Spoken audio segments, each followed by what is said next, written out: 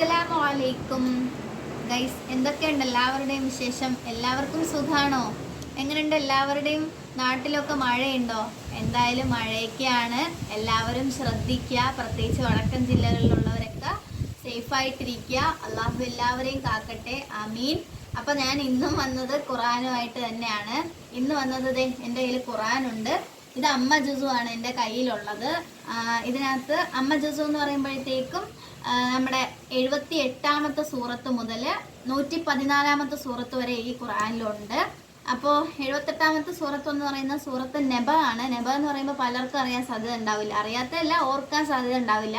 നമ്മൾ കുട്ടികൾ 2ാം ക്ലാസ്സിലൊക്കെ, ഞാനൊക്കെ 2ാം ക്ലാസ്സിൽ പഠിക്കുമ്പോൾ പഠിച്ച സൂറത്താണ് അമ്മയത്ത് സാലൂൺ. ആ സൂറത്തിൻ്റെ പേരാണ് സൂറ അൽ നെബ. അപ്പോഴത്തേക്ക് അത് മുതൽ 114ാമത്തെ സൂറത്തായ സൂറത്ത് നാസ് വരെ ഉണ്ട്. അപ്പം ഞാൻ ഇന്നിവിടെ ഓതാൻ പോകുന്ന സൂറത്ത് എന്ന് വെച്ച് കഴിഞ്ഞിട്ടുണ്ടെങ്കിൽ 87ാമത്തെ അധ്യായമായ സൂറത്തുൽ അഅലയാണ് ഞാൻ ഓതാൻ പോകുന്നത്. അപ്പം നമുക്ക് വീഡിയോയിലേക്ക് പോകാം. അഊദു ബില്ലാഹി മിനശ് ശൈത്വാനിർ റജീം. ബിസ്മില്ലാഹിർ റഹ്മാനിർ റഹീം.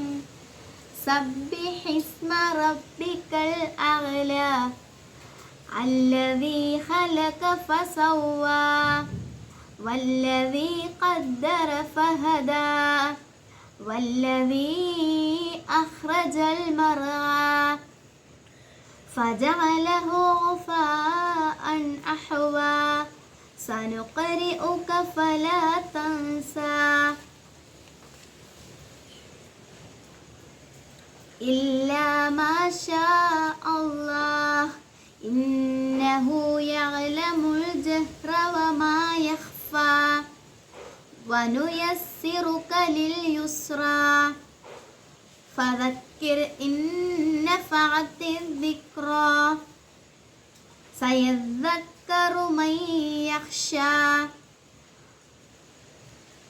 ويتجنبها الأشقى الذي يصلى النار الكبرى ثم لا يموت فيها ولا يحيا قد أفلح من تزكى وذكر اسم ربه فصلى بل تؤثرون الحياة الدنيا والآخرة خير وأبقى إن هذا لفي الصحف الأولى صحف إبراهيم وموسى. السلام عليكم.